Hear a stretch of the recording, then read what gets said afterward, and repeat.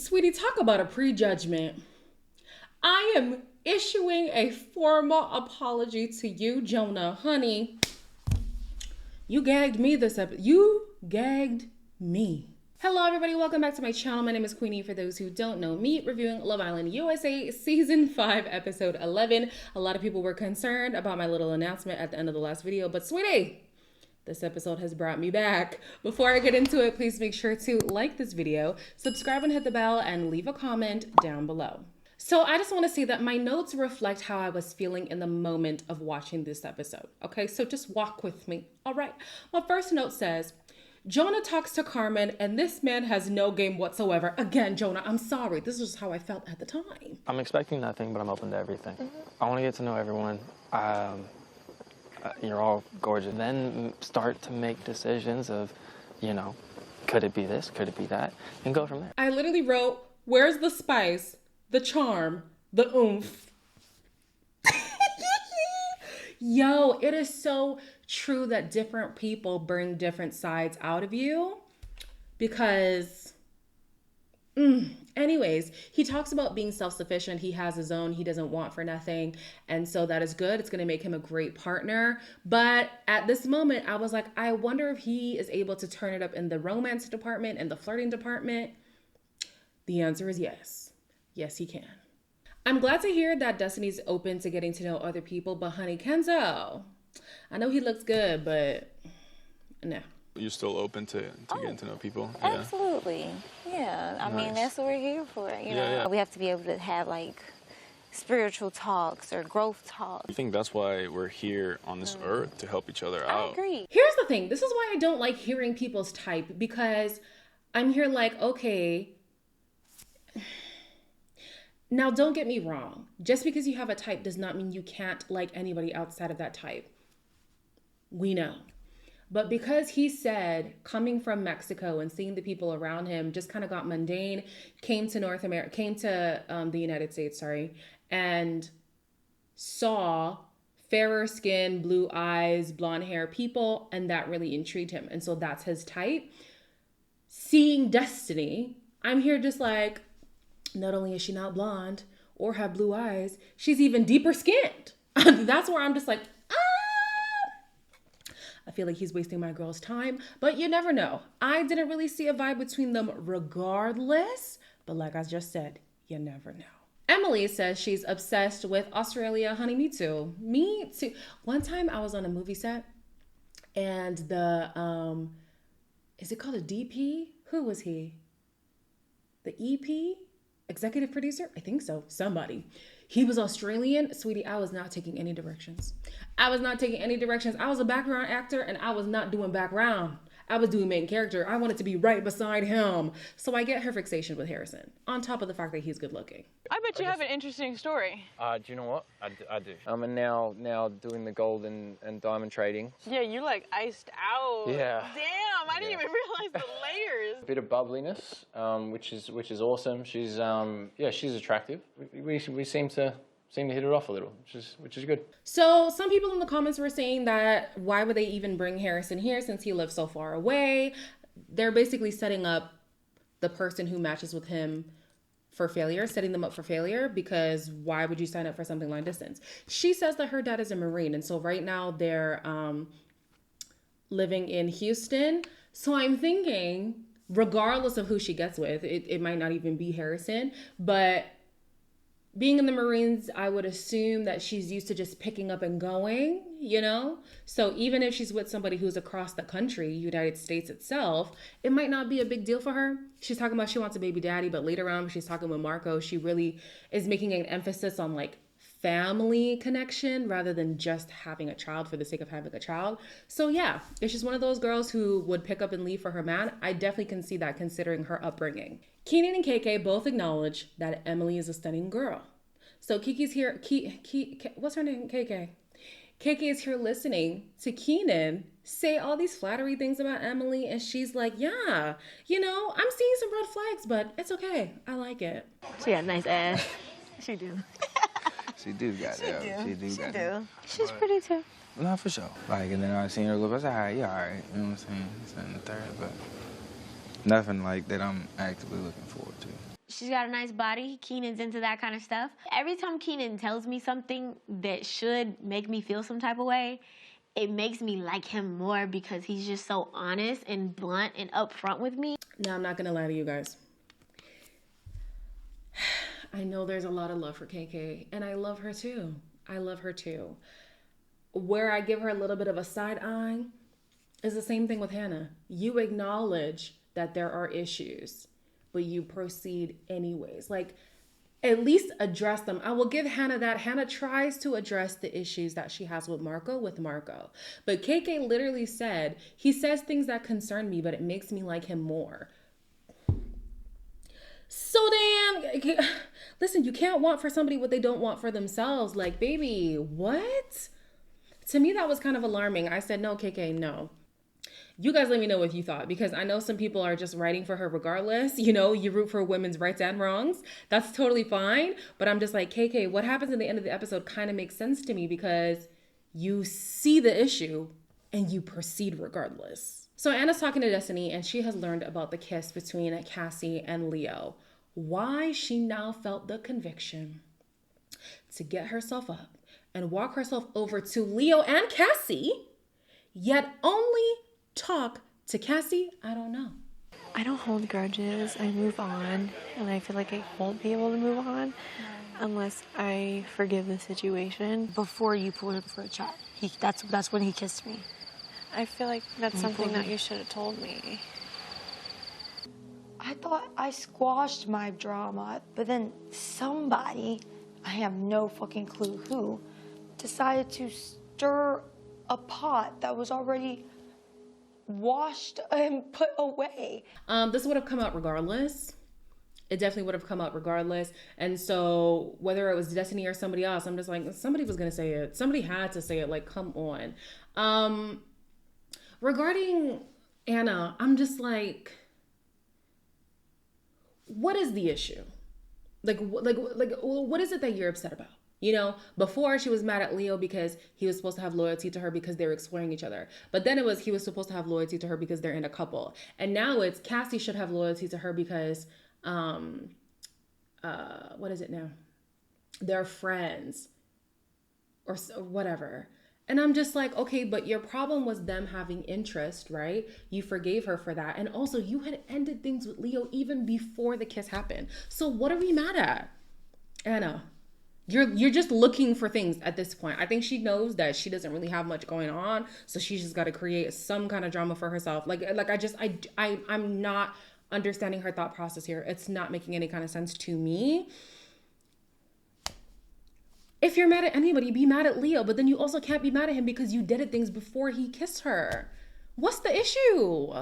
Cassie is now trying to figure out who told Anna about the kiss. Leo lets her know that it came from Destiny. Obviously, wanted that to be between us two. But Anna feels like I just walked all over her. I don't think Destiny even told Anna, but she saw us kiss and then walked away. She deserves to know. What's wrong? I hate, Don't crack it. At some point, Cassie says that, because she gets emotional about it, and she says that the kiss didn't come up in her mind when apologizing to Anna. So now we're going to lie. Please. I think that she didn't want to bring it up because she knew it would cause drama. Don't say it didn't come up in your head. To me, I'm like, come on now, girl. You kissed the man. You're very excited to do so. There's no way you just forget about that. That's number one. Number two, they ended up sleeping outside, which turns into another problem for Anna. Honestly, throw her out of the villa. I'm so done with it. So they slept outside, right? And in the morning, she still is feeling upset at Destiny for stirring the pot. And she thinks that Destiny should have had a conversation with her before telling Anna about the kiss. Now, what was I saying about information? Information is key. You can absolutely do what you want, but giving a heads up is very important, especially when you have communal spaces and mutual interests. Didn't I say that? Didn't I say that? She's learning it the hard way. It sucks to see her be sad in this villa. She's feeling out of place now. She feels like she can't do anything right. That is sad. It's a sad experience to go through. But on the other hand, I'm like, and this is why it's important to just let people in on, hey, just letting you know this is what's going to happen. Not asking for permission. Just a heads up. Emily has finally made a play for Keenan, and KK is not feeling it. What's all that giggling and kiki and cacan over there? Yeah.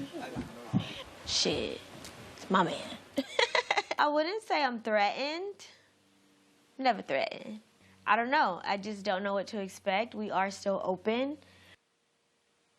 Like every single guy that I finally start to like, they always pick someone who's like more fun, like more bubbly, more anything. KK, you are that fucking bitch. Like, so I don't know if Keenan's type is different to what KK is, or if he's just easily excitable and he'll pounce on the first thing purring at him, So seeing him talk to Emily and Cassie and then always defaulting back to, I don't know. That's just my thought, right?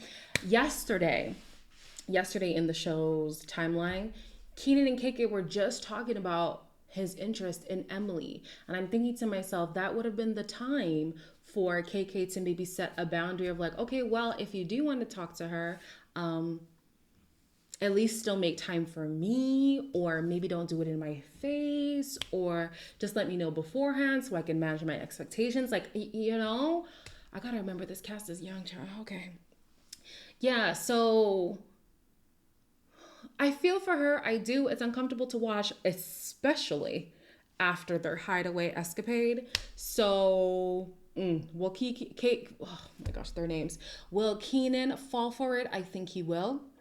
I think in the end, when it was the recoupling, he looked a little bit too excited for me. I said, oh, KK girl, you might cry today. The bombshells get to go on dates. The first round of dates was between Kenzo and Carmen, Jonah and Hannah, and Emily and Marco. My mom was 18 and my dad was 20, and they got married very young. Yeah. But they're like, to this day, like still obsessed with each other. Like they love each other so much. A fly fish? You and my dad have a lot in common. Really? He wanted to make sure like that we knew how to do stuff for ourselves. So we know how to fish. Renovate houses, fix sinks. Yeah, like if I things want like you to that. build me like a table. Oh yeah, no problem. I want to like come home And on the table's Sunday built. morning and be like, oh my God.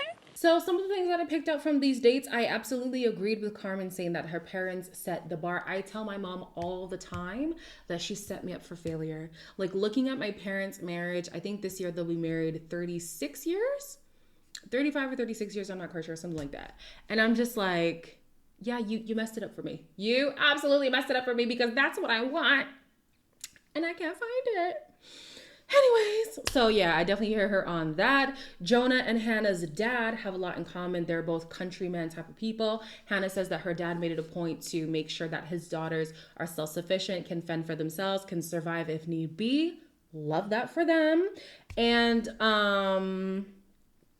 Emily and Marco seem to think that they are family people. And it's not that I don't believe them. It's just that their words with other people and the words with each other just don't make sense to me. Like Marco seems to be that frat boy kind of guy. And so now he's talking to Emily and he's like, yeah, I can't wait to be a doting father and can't wait to be this family man. And I'm just like, where is this coming from? Like, if he's able to maintain it, fine. But I think he's just saying what he has to say in order to get the girl. So in the second round of dates, we have Kenzo who picked Anna, Jonah who picked Destiny, and Emily who picked Harrison. So do you have a type or no? I go for the bad boys. Yeah? Yeah, come over here. Look at you. Gotta Psychology. stir up the pot. And you stirred it, you know. Hey. Quote unquote, like to be the center of attention. And I like smart. Now, what is it that you say you do? I'm a pretty serious guy, I have to admit. Yeah, you seem. Do I? Yeah. You kind of do, yeah. Yeah. Off the bat, Anna's voice was annoying me. I could not listen to the date whatsoever. So do I have any notes for it? No. I don't even know what they spoke about. Oh, she was doing rawr. Oh, child, I can't do it. Next we have Destiny, who was turning up the charm with Jonah, which is interesting because Harrison has been on this like, I want more from Destiny. And for a while, I was believing him. But now seeing Destiny in the presence of another man, it's either one, she's clued up on Harrison maybe pulling back a little bit, and so she's trying to cast her net wide if need be, or two, she genuinely is getting a different energy being pulled out of her because of the different person who's in front of her. Like, that is true. And then watching Harrison on his date with Emily, I was so bored. All I saw was her like giggling on the low and him just saying, yeah, I like you. Yeah, I'm interested. Yeah. And so somebody made a good point. And they said that the peanut gallery was doing like assumptions of what the conversation was about. And with Harrison, they just thought he was talking about his diamond dealer business and all that kind of stuff, right? So even they have reduced him to kind of being this surface level guy. Like, he doesn't really have much chat, which again is so shocking to me because he says he is cheeky and whatever, and he wants that from Destiny, but she's not like giving it. And I'm thinking, maybe you're the problem, Harrison. You might be the one who's boring, or you might be the one who just doesn't bring that out of her, because she was mighty flirty with Jonah. Jonah said half his family is black and the other half is Latino, or sorry, Hispanic. I would have never known. Apparently his parents are from Argentina. One of the girls in the Discord, she did a whole deep dive. But I'm just like, ugh, I am so sorry, Jonah. Again, I issue you an apology because I did not know you had a little bit of gold joy in you. I didn't know. After the dates, Destiny and Harrison are comparing notes with each other, and they're reiterating to each other that they are not closed off. Okay, so you're interested. She's nice. So you're interested. I would say so. I'm not gonna beat around the bush and lie to you. Yes, we know Mr. Harrison is a hot commodity, but so am I. It's just nice to even your playing field a bit or show your potential as well. Well, alrighty then, sis. I was here thinking Harrison was gonna do her dirty. She said, not on my watch. Not on my watch. I've peeped the game and I'm gonna move accordingly. Love that for you, sis. In the evening, oh, this part was so embarrassing for me. In the evening, Emily made another play for Keenan, and KK tried to shut it down, and he was like, nah, I'm gonna talk to her. Oh, Keenan! Yeah, we gotta talk. Would you like to have a chit chat with me, please? Not right now. We can't talk right now? No. How are you feeling? Not great. For real? Yeah. Why? I don't know. Are you worried? But I think he likes her. I really never get that opportunity to test other connections. And I'm going to be honest, that's very important for me. He says he wants to test the relationship, and I'm here like, on purpose? After sex? Like, this is so crazy to me. And so this is why in the last episode I was saying I want them to have a conversation about what sex means to either of them. Because I know people in my real life who genuinely believe that kissing is more intimate than sex. Sex is just an action for some people in life, right? So maybe for Keenan, it was just like, hey, heat of the moment, we were into it. I like you, you like me, why not? Whereas for KK, she was thinking, no, now we go together. The day we come out, you're wanting to get to know someone just makes me feel like so fucking stupid. Of course, we both have the agreements that we're not closed off. Yeah. Let me tell you something, KK. When a man is after the pom-pom, when he's after a nut, unfortunately, more times than not, they reduce you to just that. And so I'm not saying that Keenan is no longer interested in KK, right? But the intrigue, the mystery is kind of gone now. So it's easier for his eyes to wander because he's already explored, like, you know? And so it's sad to see her break down. I wish she was a little bit more conservative with her body regarding him specifically. Because this man, after having sex with her, didn't even wait 24 hours to move mad. Like, oh my, actually, no, I think he might have waited 24 hours. But still, like, wow. He started moving mad so fast. Like, oh, my heart breaks for KK, man. It really does break for KK. I know it must be hard being who she is on a show like this as a dark-skinned woman. Trust me, I know. But then also to have your one interest be juggling people while you're determined to be loyal to them, like, it sucks. So I hope that they send somebody in, but I also hope that she works out her feelings for Keenan before that happens too, because dating somebody out of spite, that's not great either. Yeah. They should have had the sex conversation. They really should have. I think sex might be a more casual thing for Keenan. Well, what can you do? There's a looming recoupling. It looks like there will be tears for Hannah. So maybe Emily ends up picking Marco. I don't know. They left us on a cliffhanger, so we'll see what happens tomorrow night. As always, like, comment, share, and subscribe, and I'll see you in the next one.